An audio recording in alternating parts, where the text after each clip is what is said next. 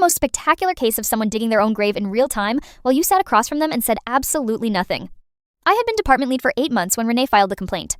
I was 31, youngest person in that role in the company's history, the first woman in that seat in a department that had never had one. Most of my team was supportive. Renee had been there 9 years. She had expected this promotion. She had told people before the decision was announced that she was already basically doing the job, and it was just a matter of paperwork catching up to reality. But the paperwork caught up to me. Therefore, Renee filed a formal complaint with the VP of Operations 6 weeks into my tenure, and my manager called me in with the specific look of someone who did not want to have this conversation but had no choice. The complaint said I was difficult to work with, underperforming, and that the 3 projects Renee had listed by name, the ones she described as not going anywhere under my leadership, were projects she implied she had built and understood better than I did. The VP asked if I would like to respond in writing. I said I just needed a few days. I asked if I could bring something to the next meeting instead. He said yes. He did not know what I was about to bring. Yeah, it gets worse for Renee. The 3 projects she named in the complaint, I built every single one of them. Version-controlled files with my name on every commit. Timestamped drafts going back to day 1.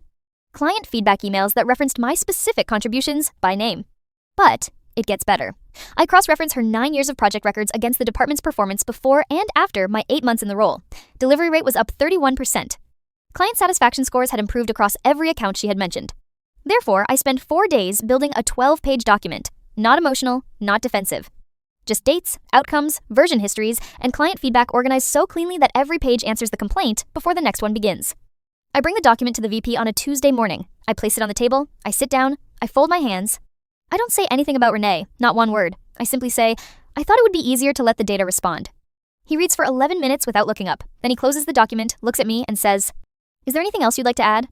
I think about it for exactly 1 second. No, I say. I think the numbers speak for themselves.